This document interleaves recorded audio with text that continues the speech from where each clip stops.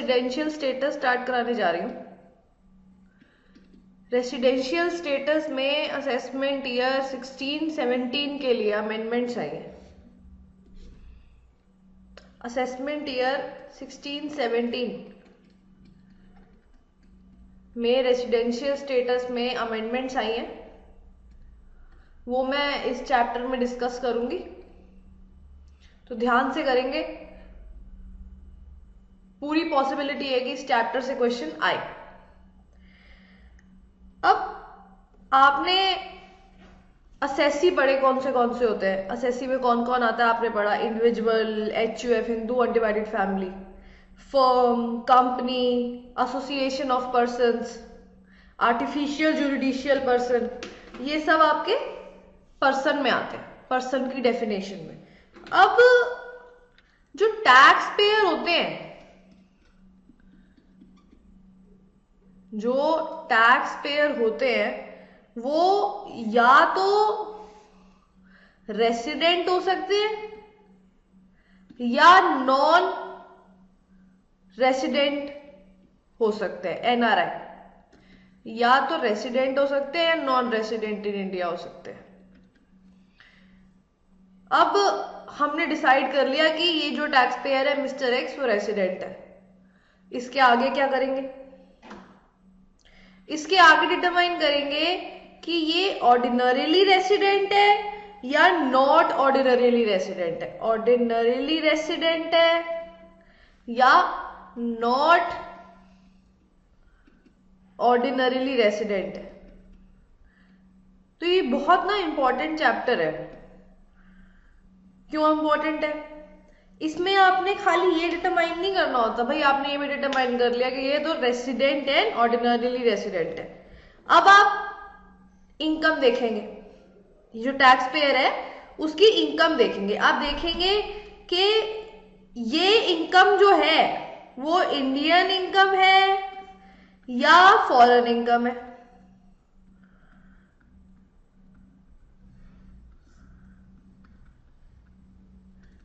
अब बच्चे ने पूछा मैम इन दोनों चीजों में क्या रिलेशन है। अब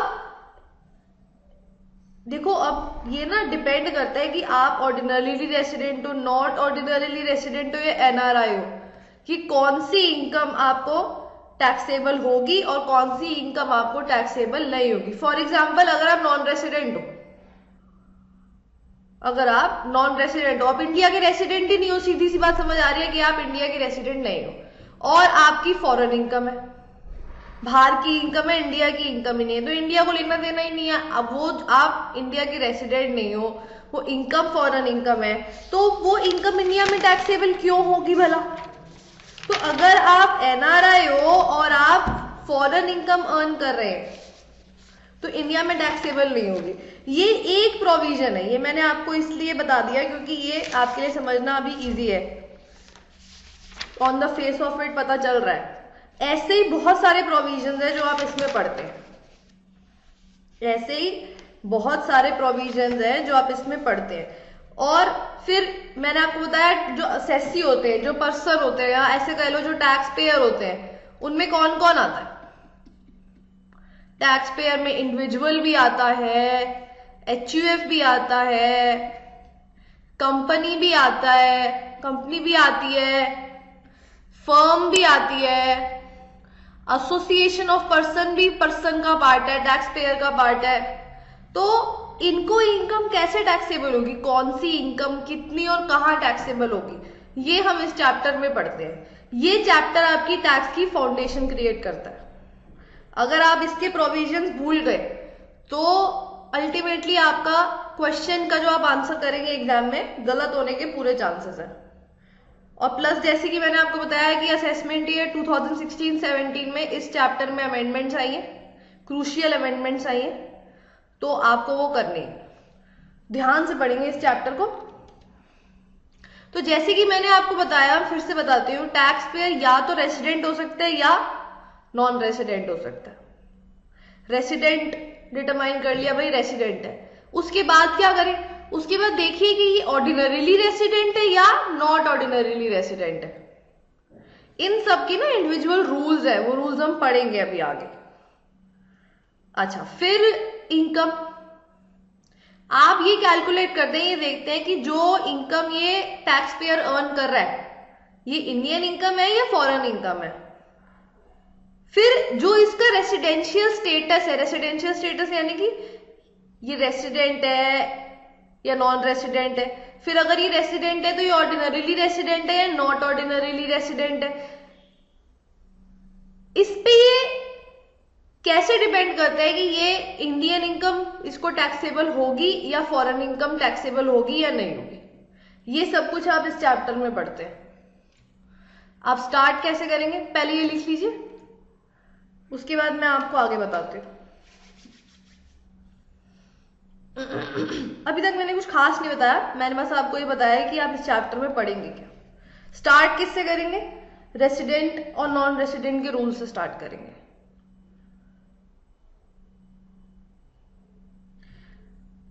अब जैसे कि मैंने आपको बताया कि टैक्स पेयर जो है वो कौन कौन हो सकता है, individual, HUF, company, firm, AOP.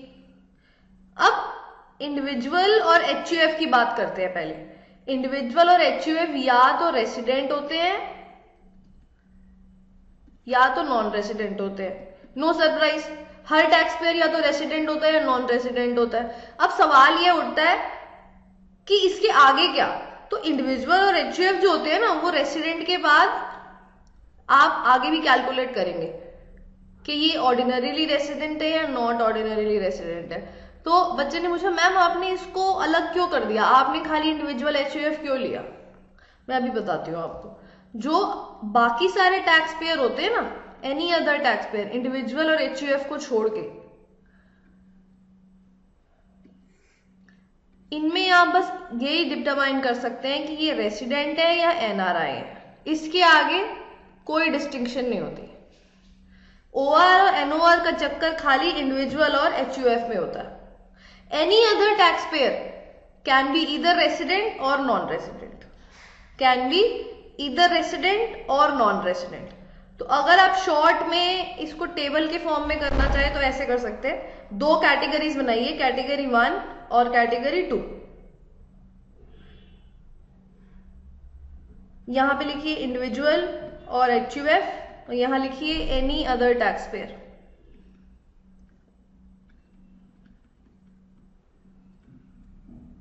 अब इंडिविजुअल या एचयूएफ रेसिडेंट हो सकते हैं, रेसिडेंट के बाद ओआर हो सकते हैं या एनओआर हो सकते हैं, या फिर अल्टीमेटली एनआरआई हो सकते हैं।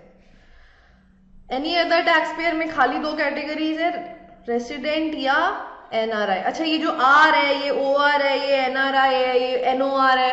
कृपया एचयूएफ, आई, ये जो मैं लिख रही हूँ ना, ये आप नोट्स में लिख सकते हैं। नोट्स में लिखें तो ठीक है, एग्जाम में एब्रीविएशन या एसएमएस लैंग्वेज प्लीज यूज ना करें, आपके मार्क्स कट जाएंगे।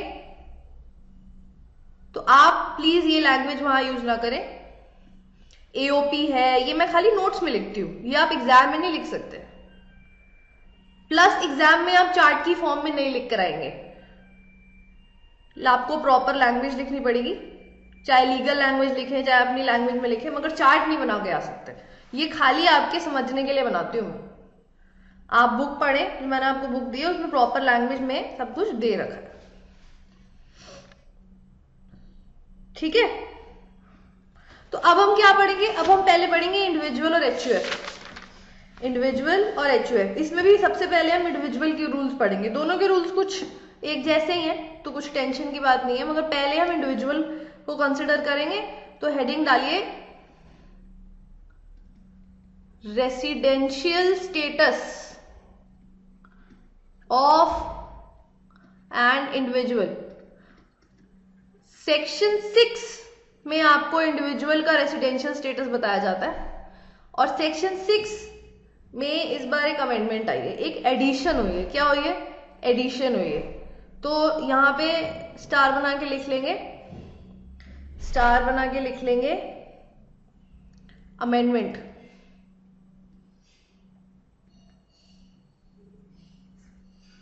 यहां पे लिख लो अमेंडमेंट इन असेसमेंट ईयर 2016-17, ताकि पढ़ते हुए आपको याद रहे कि ये बहुत इंपॉर्टेंट है। ठीक है, अब आपको ये डिटरमाइन करना है कि आप रेसिडेंट है या नॉन रेसिडेंट है। तो सबसे पहले आप रेसिडेंट के रूल्स देखेंगे। देखो, अब ये डिटरमाइन करने के लिए कि आप रेसिडेंट है या नॉन रेसिडेंट है, दो रूल्स होते हैं। दोनों में से अगर आप कोई भी सेटिस्फाई कर देते हैं ना, कोई भी एक सेटिस्फाई कर देंगे तो आप रेसिडेंट है। अगर आप इंडिविजुअल हैं और जो दो रूल्स मैं आपको बताने जा रही हूं, इनमें से कोई भी एक रूल अगर आप सेटिस्फाई कर देते हो, एटलीस्ट एक रूल तो सेटिस्फाई करना ही है आप। एक भी रूल अगर आपने इसमें सेटिस्फाई कर दिया तो आप रेसिडेंट है इंडिया के। तो 6 subsection 1 under section 6 subsection 1 6 subsection 1 section में एक इंडिविजुअल रेसिडेंट कब होता है? Individual is said to be resident in India in any previous year if he satisfies at least one of the following conditions. अब बच्चों को ना ये चीज बहुत परेशान करती है, बाद में जाके वो भूल जाते हैं कि दोनों में से एक ही सेटिस्फाई करनी जरूरी है या दोनों सेटिस्फाई करनी जरूरी है। तो आप प्लीज ये ना भूलें, इन दोनों कंडीशंस में से कोई सी भी अगर एक सेटिस्फाई कर देते हैं तो आपके लिए बहुत है, आप रेसिडेंट हैं इंडिया के, प्रोवाइडेड आप कौन है? इंडिविजुअल है। कौन से दो रूल्स हैं? सबसे पहला रूल तो ये है कि आप हिंदुस्तान में अपने प्रीवियस ईयर में 182 डेज या उससे ज्यादा रहे। अभी हम रेसिडेंट डिटरमाइन करने के लिए कि ये इंडिविजुअल रेसिडेंट है या नॉन रेसिडेंट है, सबसे पहले हम क्या देखेंगे कि वो प्रीवियस ईयर में कितने दिन रहा है। आप इस पूरे सेक्शन में बस ये पढ़ेंगे कि वो प्रीवियस ईयर में कितने दिन रहा है, आप किसी और सेक्शन को भी डिटरमाइन नहीं कर रहे। ये चीज बहुत इंपॉर्टेंट है कि आप इस सेक्शन में खाली प्रीवियस ईयर, जिस प्रीवियस ईयर की आप इनकम कैलकुलेट कर रहे हैं, जिस प्रीवियस ईयर के लिए आप टैक्स निकाल रहे हैं, खाली उस प्रीवियस ईयर में आप इंडिया में कितने दिन रहे हैं आप ये देखेंगे इस सेक्शन में। मेनली ये देखेंगे, आप ये बोल सकते हैं। तो पहला रूल क्या है कि अगर आप इंडिया में प्रीवियस ईयर में 182 दिन 182 डेज या उससे ज्यादा रहे हैं, he is in India for a period of 182 days और मोर। और अब ये और बड़ा इंपॉर्टेंट है, जैसे कि मैंने आपको बताया बच्चों को ये चीज अक्सर भूल जाती है कि बीच में और है या एंड है, दोनों में से कोई सी भी एक कंडीशन सेटिस्फाई कर दो। अच्छा, इसमें अब आपने कैलकुलेट किया, हमारे प्रीवियस ईयर में तो जी मिस्टर एक्स है, वो रहे हैं 180 दिन, तो क्या वो रेसिडेंट नहीं है? क्या कोई और क्राइटेरिया है डिटरमाइन करने का कि रेसिडेंट है कि नॉन रेसिडेंट है? हाँ, आप अगर आपको ये देखना है कि आप प्रीवियस ईयर में कितने दिन रहे हैं, तो अगर आप प्रीवियस ईयर में 60 डेज या उससे ज्यादा रहे हैं, 60 डेज या उससे ज्यादा रहे हैं, एंड ये एंड बड़ा इंपॉर्टेंट है, पिछले 4 सालों में 4 इमीडिएटली प्रीसीडिंग ईयर, इमीडिएटली बड़ा इंपॉर्टेंट होता है, 4 इमीडिएटली प्रीसीडिंग ईयर्स में 365 डेज या उससे ज्यादा रहे हैं। तो या तो आप ये देखो कि आप इंडिया में कितने दिन रहे हो, तो अगर आप 182 डेज या उससे ज्यादा रहे हो तो आप रेसिडेंट हो, कोई प्रॉब्लम ही नहीं है। मगर आप तो 182 डेज नहीं रहे, आप तो कम रहे हो 182 दिन से, सपोज करो आप 170 दिन रहे हो, तो अब अगर आप प्रीवियस ईयर में 60 दिन या उससे ज्यादा रहे हैं तो आप कैलकुलेट कीजिए कि इमीडिएटली जो आपके 4 पिछले साल हैं उसमें आप कितने दिन रहे हैं, टोटल में अगर आप पिछले 4 सालों में मिला के भी इंडिया में 365 डेज या उससे ज्यादा रहे हैं तो आप क्या है? रेसिडेंट है। तो आप क्या है? रेसिडेंट है। समझ आया? फिर से बताती हूं मैं आपको, इन दोनों में से एक कंडीशन भी अगर सेटिस्फाई कर देंगे तो आप क्या होंगे? रेसिडेंट होंगे। या तो आप प्रीवियस ईयर में इंडिया में 182 यानी कि 182 डेज या उससे ज्यादा रहे हैं, या फिर प्रीवियस ईयर में 60 डेज या उससे ज्यादा तो रहे हैं, प्लस पिछले 4 सालों में 365 डेज या उससे ज्यादा इंडिया में रहे। तो जब अगर ये सपोज करो इसकी थियरी आ जाए तो क्या क्या लिखना जरूरी है? इन इंडिया लिखना जरूरी है, पीरियड लिखना जरूरी है, कौन से साल में रहना है ये लिखना जरूरी है, at least one of the conditions लिखना जरूरी है। समझ आया? फिर सेकंड कंडीशन के लिए पीरियड, कौन सा साल और इंडिया में, ये चीजें बड़ी जरूरी है। इनमें से अगर आपने एक भी टर्म मिस कर दी तो आपको मार्क्स नहीं मिलेंगे। एक चीज को ध्यान रखेंगे, अगर सेक्शन याद हो तो लिखें, अगर आपको सेक्शन याद नहीं है तो कृपया ना लिखें। सेक्शन ना लिखने के आपके मार्क्स नहीं कर देंगे, सेक्शन गलत लिख देंगे तो आपको मार्क्स मिलेंगे ही नहीं, चाहे आपने एक्सप्लेनेशन ठीक दी है। ठीक है, तो ये लिख लो। इसके बाद मैं आपको एक्सेप्शंस बताऊंगी। वो जो अमेंडमेंट है ना वो एक्सेप्शन से रिलेटेड है बेसिकली, तो वो एक्सेप्शंस के बाद बताऊंगी।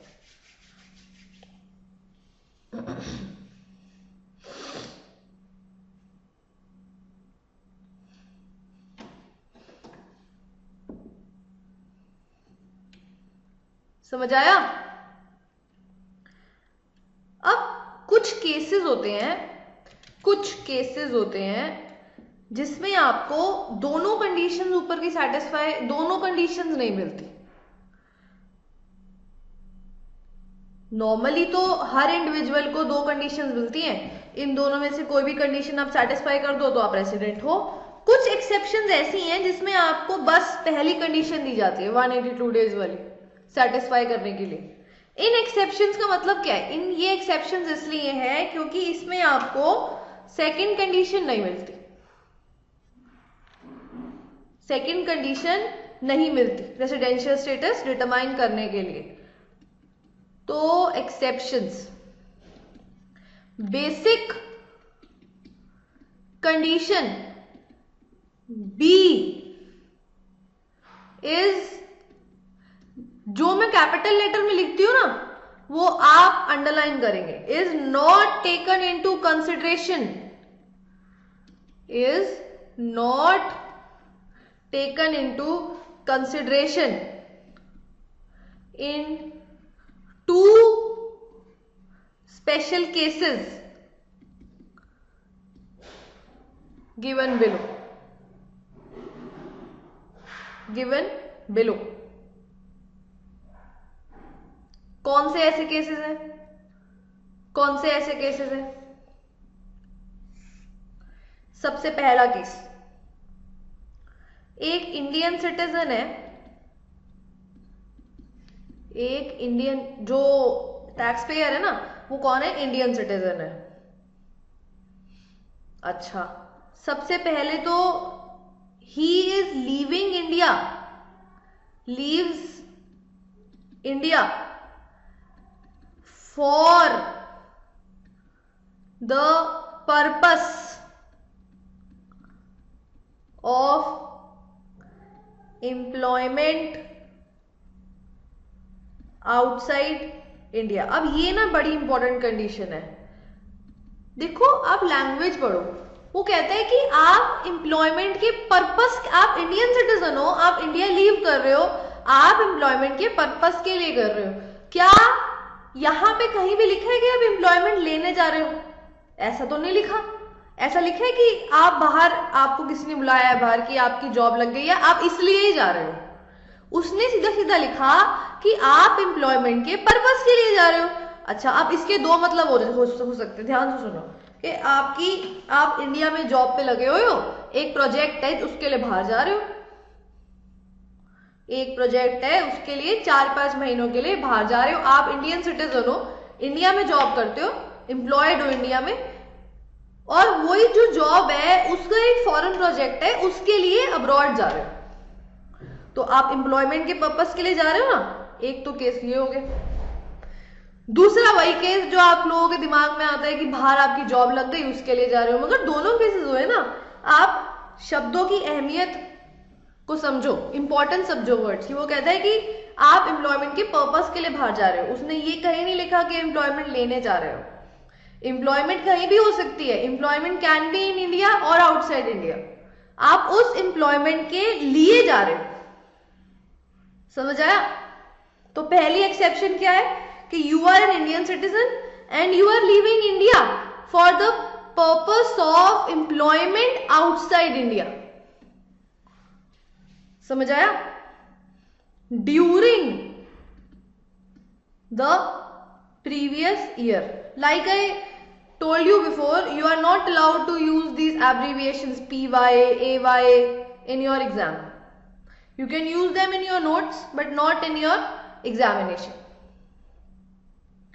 अच्छा, अब दूसरा हो गया कि आप इंडियन सिटीजन हैं, you are leaving India during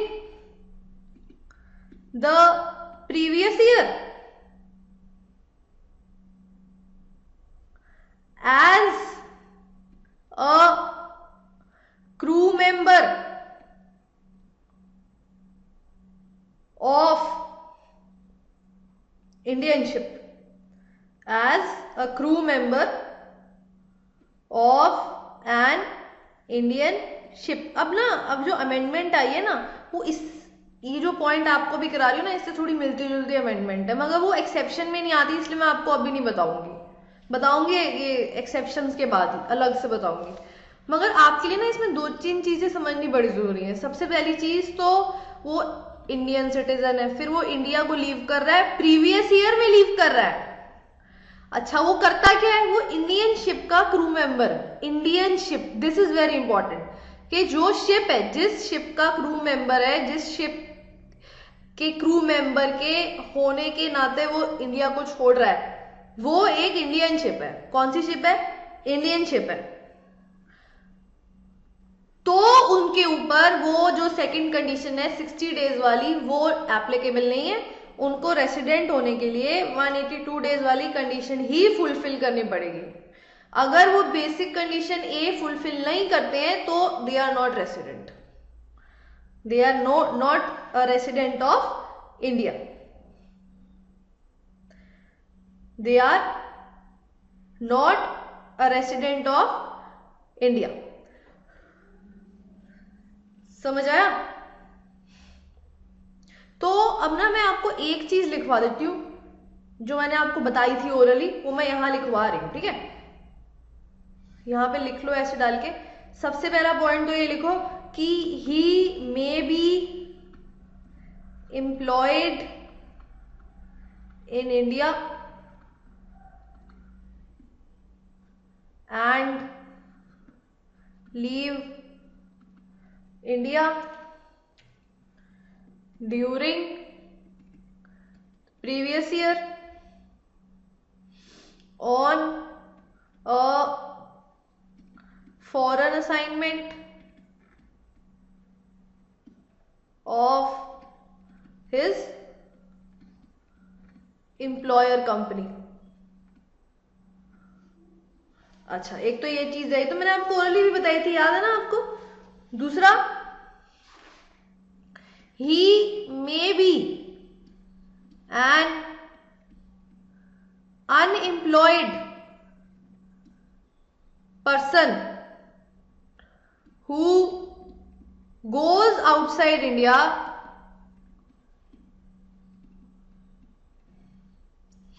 to take and employment outside India. अब ये ना बड़ा इंपॉर्टेंट है, इसको प्लीज लाइटली लेके ना चले, इस पे केस बनता है, इस पे केस बनता है और इस चीज में बच्चे गलती करते हैं क्योंकि वो for the purpose of employment का मीनिंग नहीं समझ पाते। इसके दो मीनिंग्स होते हैं कि एक तो वो इंडिया में एम्प्लॉयड है और एक फॉरेन असाइनमेंट पे जा रहा है। इस पे दो तीन चीजें अंडरलाइन कर लो, एम्प्लॉयड इन इंडिया और फॉरेन असाइनमेंट। अच्छा, या तो वो एक अनएम्प्लॉयड पर्सन है और बाहर एम्प्लॉयमेंट लेने जा रहा है, ये जनरल मीनिंग है जो आप ये लैंग्वेज पढ़ते ही आपके दिमाग में क्लिक करता है। ये फर्स्ट जो मीनिंग है वो आपके दिमाग में क्लिक नहीं करता, तो इसलिए प्लीज इसको ध्यान से पढ़ें।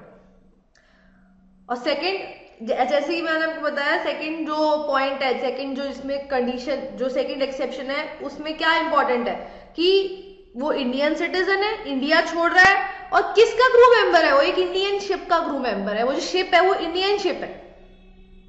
वो कौन सी शिप है? इंडियन शिप है। अच्छा, ये तो हो गया आपका स्पेशल केस 1, एक्सेप्शन 1 हो गई। सेकंड स्पेशल केस, एक इंडियन पर्सन, इंडियन सिटीजन, अच्छा, एक इंडियन सिटीजन और a person of Indian origin. अब बच्चे ने पूछा कि मैम ये इंडियन ओरिजिन का मीनिंग क्या हुआ, तो यहां भी नीचे लिख लेंगे कि एक ऐसा पर्सन जो खुद और ईदर ऑफ हिज पेरेंट्स और हिज ग्रैंड पेरेंट्स, तो वो उसके मम्मी पापा, उसके दादा दादी या उसके नाना नानी, तो यहां पे ब्रैकेट में लिखेंगे बोथ पैटर्नल एंड मैटर्नल। तो वो खुद, उसके मम्मी पापा या उसके दादा दादी अनडिवाइडेड इंडिया में रहे हैं, अनडिवाइडेड इंडिया में पैदा हुए हैं, was born in undivided India. Mister X थे, उसके जो दादा थे ना वो पाकिस्तान में पैदा हुए थे। अच्छा, अब वो कैसे अब्रॉड पहुंच गया? अब हुआ ये कि वो उसके दादाजी तो पाकिस्तान में पैदा हुए थे, जब इंडिया डिवाइड हुई, पैदा वहां हुए थे, जब आए थे तब 1 साल के थे, पैदा तो पाकिस्तान में हुए थे ना। जब इंडिया डिवाइड हुई तो वो हिंदुस्तान वापस लौट आए। और ये जो मिस्टर एक्स थे वो 12th के बाद अब्रॉड चले गए पढ़ने के लिए। हम मिस्टर एक्स को डिटरमाइन करना चाह रहे हैं कि मिस्टर एक्स का ओरिजिन कहां का है। तो अब आप पहले ये देखिए कि क्या उनके दादाजी क्योंकि पाकिस्तान में पैदा हुए थे और पाकिस्तान अनडिवाइडेड इंडिया का पार्ट था, तो मिस्टर एक्स का ओरिजिन इंडियन ही रहेगा। तो अगर मिस्टर एक्स इंडियन सिटीजन है या उनका इंडियन ओरिजिन है और वो इंडिया विजिट करने के लिए आए प्रीवियस ईयर में, तो उनके ऊपर सेकंड कंडीशन अप्लाई नहीं होगी। तो इंडियन सिटीजन और a person of Indian origin comes to India on a visit during the previous year. अब इसमें ना कुछ चीजें बड़ी इंपॉर्टेंट है। बच्चे क्या करते हैं, उनको इंडियन सिटीजन तो याद रहता है, इंडियन ओरिजिन भूल जाते हैं। फिर अच्छा, इंडियन ओरिजिन याद है तो ये भूल जाएंगे कि ये बोथ पैटर्नल और मैटर्नल ग्रैंड पेरेंट्स है। और जो एग्जामिनर है वो कहाँ हिट करेगा? मैटर्नल पे, क्योंकि आप भूल जाओगे कि ग्रैंड पेरेंट्स में नाना नानी भी आते हैं। क्यों नाना नानी आपके ग्रैंड पेरेंट्स नहीं होते? तो आप तो भूल जाओगे और एग्जामिनर आपको यहीं पे हिट कर देगा। फिर वहां पे आप कंफ्यूज हो जाओगे, आगे पीछे से पूछोगे और एग्जाम छूट जाएगा। तो ये जो छोटी छोटी बातें ना, अगर आप इनको याद रखो तो आपका टाइम काफी बचेगा। सबसे पहली बात कि स्पेशल केस 2 में इंडियन सिटीजन भी इंक्लूडेड है और इंडियन ओरिजिन का पर्सन भी इंक्लूडेड है। इंडिया में प्रीवियस ईयर में विजिट के लिए आ रहा है। इंडियन ओरिजिन में बोथ पैटर्नल और मैटर्नल ग्रैंड पेरेंट्स आते हैं, दादा दादी और नाना नानी दोनों आते हैं। और ये एक्सेप्शन है। इस बात का मीनिंग क्या है? इस बात का मीनिंग ये है, लिख लेंगे इस बात का मीनिंग क्या है। In the above two special cases an individual will be resident in India only if he is in India during the relevant previous year for at least 182 days। साफ और सरल शब्दों में, इजी वर्ड्स में, अगर एक इंडिविजुअल 182 डेज या उससे ज्यादा इंडिया में प्रीवियस ईयर में रहा है और उसके ऊपर इन दोनों में से एक स्पेशल केस या दोनों स्पेशल केसेस या कुछ भी एप्लीकेबल है, इन दोनों में से ये एक्सेप्शन उस इंडिविजुअल पे एप्लीकेबल है, तो उसको बस ये 182 डेज वाली कंडीशन पूरी करनी है रेसिडेंट होने के लिए। सेकंड कंडीशन उस पर एप्लीकेबल नहीं है। अमेंडमेंट करने से पहले एक बार मैं आपको शुरू से लेकर यहां तक समझाना चाहती हूं ताकि अमेंडमेंट का रेलिवेंस आपको अच्छे से समझ आए। सबसे पहले मैंने आपको बताया कि अगर आप इन दोनों में से एक कंडीशन सेटिस्फाई कर देते हैं तो आप रेसिडेंट हो जाएंगे, प्रोवाइडेड आप कौन है? इंडिविजुअल है। प्रीवियस ईयर में आप इंडिया में 182 डेज या उससे ज्यादा रहे हैं, या फिर प्रीवियस ईयर में तो 60 दिन या उससे ज्यादा रहे हैं, 60 डेज या उससे ज्यादा रहे ही हैं, प्लस पिछले 4 सालों में टोटल 365 यानी कि 365 डेज या उससे ज्यादा इंडिया में आप रहे हैं। इन दोनों में से एक कंडीशन भी अगर आप सेटिस्फाई कर देते हैं तो आप रेसिडेंट हैं। अगर आप इंडिविजुअल हैं, कहाँ के रेसिडेंट हैं? इंडिया के। ये चीज जरूर लिखेंगे। खाली रेसिडेंट हो जाने से आपका आंसर कैसे बनेगा? रेसिडेंट तो कहीं के भी हो सकते हैं, तो लिखिए रेसिडेंट इन इंडिया। इसलिए मैंने ऊपर ही जो 3 लाइनें लिखी है बहुत इंपॉर्टेंट है, क्योंकि बच्चे क्या करते हैं, चार्ट पढ़ के चले जाते हैं और उनको समझ ही नहीं आता वहां पे लिखे कैसे। ये चार्ट तो याद करने के लिए होते हैं, आपको लिखना थोड़ी है चार्ट के फॉर्म में, लिखना तो आपको लैंग्वेज में ही है ना प्रॉपर।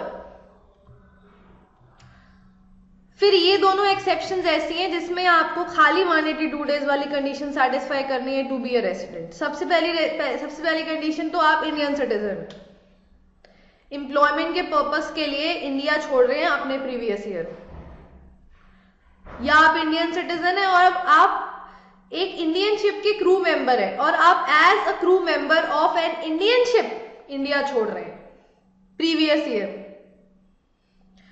अच्छा, अब दूसरा स्पेशल केस क्या है कि या तो आप इंडियन सिटीजन है या फिर आपका ओरिजिन इंडिया का है। ओरिजिन इंडिया का कब होता है? जब आपके मम्मी पापा, आपके दादा दादी या आपके नाना नानी इंडिया में पैदा हुए थे। इंडिया भी कौन सी वाली? Undivided India. Undivided India. Divide होने से पहले इंडिया में जो कंट्रीज थी उनमें से आप किसी भी कंट्री में अगर पैदा हुए थे, आपके दादा दादी, नाना नानी या मम्मी पापा पैदा हुए थे, तो आपका ओरिजिन इंडिया का है। अच्छा, आपका ओरिजिन इंडिया का है या आप इंडियन सिटीजन है और आप इंडिया को विजिट करने आ रहे हैं कब? प्रीवियस ईयर में, तो आप इस एक्सेप्शन में फॉल करते हैं और आप पे खाली फर्स्ट कंडीशन एप्लीकेबल है, सेकंड कंडीशन आपको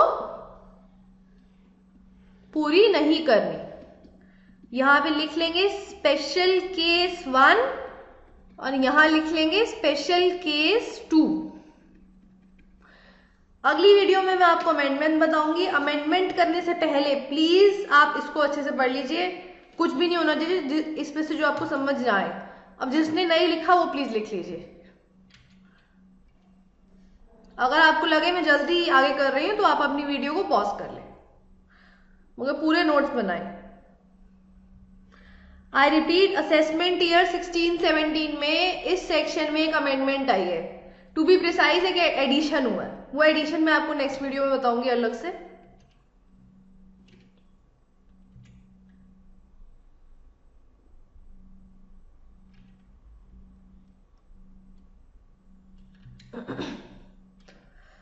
ये जो एक्सेप्शन है ना, आई रिपीट, देखो मैं बाबा बता रही हूँ आपको, ये बहुत इंपॉर्टेंट है, स्पेशली ये पहले वाला, फॉर द पर्पस,